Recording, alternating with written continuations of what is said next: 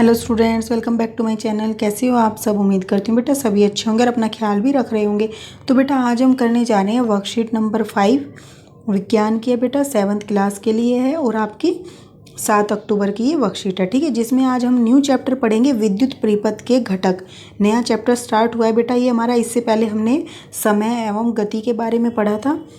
आज है स्नेहा रवि की बहन अपने गृह कार्य के लिए उसके एक विद्युत परिपथ बनाने के लिए कहती है। ठीक है, तो स्नेहा है बेटा, वो रवि की बहन है। वो अपने गृह कार्य के लिए उसे एक विद्युत परिपथ बनाने के लिए कहती है। रवि ने चित्र में दिखाए गए जैसा परिपथ बनाया। तो जैसा आपको ये चित्र में दिखाया गया है बेटा, उसने इस तरीके से एक परिपथ बना दिया, जिसके अंदर देखो क्या क्या है। एक बल्ब है और एक स्विच है और ये वायर लगी हुई है और साथ में एक बैटरी है। इसके थ्रू उसने क्या बना दिया, एक परिपथ बना दिया जिसमें से विद्युत का प्रवाह हो रहा है और ये जो हमारा बल्ब है वो ग्लो कर रहा है, जल रहा है। ठीक है, अब बेटा ये क्या है, स्नेहा को ऐसा परिपथ अपने कॉपी में चित्रित करना बहुत मुश्किल लगा। अब बेटा अगर आप बिल्कुल ऐसा ही बनाओगे डायग्राम तो बड़ा मुश्किल होता है। ये तो छोटा सा है लेकिन इससे भी डिफिकल्ट होते हैं परिपथ, तो उनको बनाएंगे तो बहुत दिक्कत आएगी। इसलिए उसने रवि को परिपथ आरेख और उसके घटकों को सरल बनाने के लिए कहा। तो इसलिए उसने क्या कहा, रवि को ये बोला कि वो ये पूरे सेल की बजाय इसकी जगह कुछ एक ऐसा मतलब कि सिंबल बनाए जिसको बनाना आसान हो। रवि ने उसे दी गई तालिका सिखाई। फिर रवि ने उसको यहाँ पर इस तालिका से बताया कि किस परिपथ को मतलब कि किस जो हमने लगाए हैं यहाँ पर बेटा उपकरण, उनको किस तरीके से या विद्युत अवयवों को हम दर्शा सकते हैं। तो बेटा जो ये विद्युत सेल है इसको हम ऐसा ना बना के इस तरीके से दर्शा सकते हैं परिपथ के अंदर। ठीक है, ऐसे डंडा खींचा, एक ये किया, एक छोटा खींचा, एक फिर इस तरीके से ये वाली साइड पॉजिटिव होती है, ये वाली साइड नेगेटिव यानी कि ऋणात्मक होती है, ये इस साइड वाली धनात्मक होती है। ठीक है, फिर बेटा विद्युत बल्ब देखो इस तरीके से बनाएंगे तो मुश्किल हो जाएगा। तो हम इसको क्या करेंगे, एक डंडा खींचो, ऐसे लेके जाओ, ऐसे घुमा के ऐसे कर दो और फिर इसको ऐसे गोल कर दो, तो ये हमारा बल्ब बन जाएगा, बल्ब का प्रतीक। ठीक है, इसी तरीके से बेटा अब ये हम स्विच बनाएंगे तो ये भी दिक्कत है। तो ऑन की स्थिति में है क्योंकि दोनों साइड से ये बंद है ना, तो ये ऑन की स्थिति में, तो इसको हम ऐसे करेंगे, यहाँ से एक ऐसे कर दिया, यहाँ पे ये किया एक वायर से इधर और इसको ऐसे जोड़ दिया, तो ये हमारा क्या बन गया, स्विच ऑन की स्थिति में है। अब अगर हमें ऑफ करना हो बेटा तो इसको क्या करेंगे, इस तरीके से ये बना और यहाँ पर भी ये वायर है, इसको हम इससे जोड़ेंगे नहीं, इसको ऐसे छोड़ देंगे, तो ये क्या है बेटा, ऑफ की स्थिति में है। ठीक है, खुला है, अब ये स्विच ऑन की स्थिति में नहीं है। फिर नेक्स्ट बेटा ऊपर तो हमने पढ़ा था अपना सेल, अब हम पढ़ेंगे बैटरी।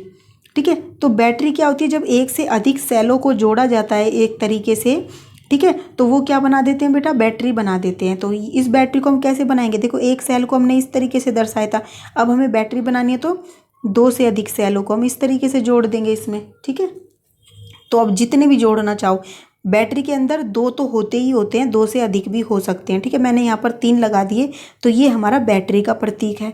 ओके, फिर संयोजी तार, जिसके द्वारा हम इन चीज़ों को जोड़ते हैं, तो वो तार होती है। अब इसको इस तरीके से ना बना के एक सीधी रेखा बना सकते हैं हम। ठीक है, तो अब इनकी सहायता से बेटा परिपथ देखो कैसा बन के तैयार होगा, यहाँ पर दिखाया गया है। अब स्नेहा ने उपरोक्त परिपथ आरेख को सरल रूप से तालिका में दिए गए प्रतीकों का उपयोग करके बनाया। तो जो ऊपर प्रतीक उसने पढ़े, अब उनकी सहायता से उसने परिपथ बनाए। इस प्रकार हम इन प्रतीकों का उपयोग करके सर्किट आरेखों को आसानी से बना सकते हैं। देखो बेटा यहाँ पर उसने किस किस का प्रयोग किया, एक सेल का किया है, एक बल्ब का प्रयोग किया है, एक स्विच का किया और ये जो है आपकी वायर है। ठीक है, संयोजित तार है जिनका प्रयोग किया है। तो इस तरीके से उसने ये परिपथ बना दिया विद्युत का, जो कि पहले कैसा था, पहले बेटा ये ऐसा था, 1 मिनट, पहले ये ऐसा था जिसको बनाना डिफिकल्ट था बार बार।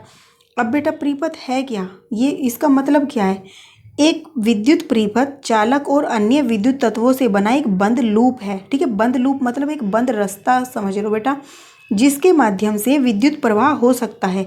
उदाहरण के लिए एक बहुत ही सरल विद्युत परिपथ में 3 अवयव होते हैं। देखो बेटा सबसे कम से कम जो हमें अवयव चाहिएंगे जिनके द्वारा हम परिपथ बना सकते हैं, तो वो कौन से हैं, एक तो हमें क्या चाहिए, 3 अवयव में एक बैटरी होना जरूरी है, एक बल्ब का होना जरूरी है और दूसरा तार। अगर ये तीनों चीज़ें हमारे पास हैं तो हम परिपथ बना सकते हैं। इसके अलावा हम जो जो जोड़ना चाहें हम वो जोड़ सकते हैं उसमें। ठीक है, जैसे हमने यहाँ पर स्विच की बात नहीं की, अगर ये ना भी होगा तो भी हमारा परिपथ काम करेगा। ठीक है, ये तो स्विच हम इसलिए लगाते हैं कि जब हमें ज़रूरत ना हो तो हम उस परिपथ को खुला कर सके, यानी कि उसमें से विद्युत का प्रवाह रोक सके। जैसे बेटा अब फैन है, अगर तुम ये स्विच नहीं लगाओगे तो वो हमेशा फैन क्या होगा, चलता रहेगा, जिससे हमारी बिजली खर्च होगी। ठीक है, तो इसलिए स्विच की आवश्यकता होती है।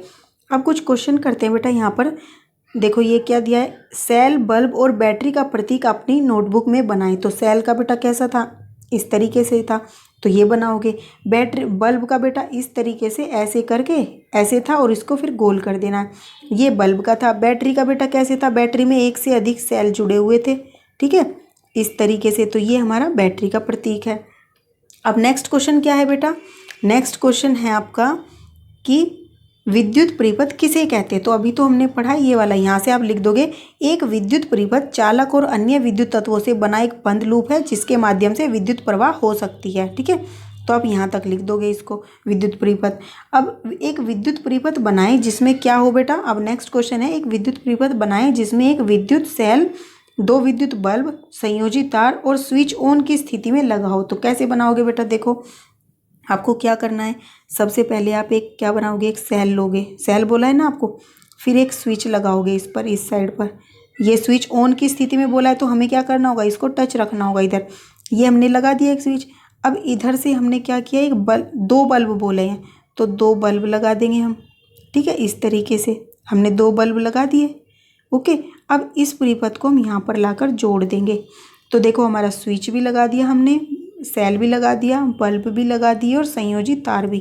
ठीक है, यही हमें बोला गया था। देखो यहाँ पर क्या क्या बोला गया था, दो विद्युत बल्ब बोले थे, सेल बोला था, तार बोले थे और स्विच बोला था। तो इस तरीके से आप बना दोगे बेटा, ये आपका विद्युत परिपथ हो जाएगा।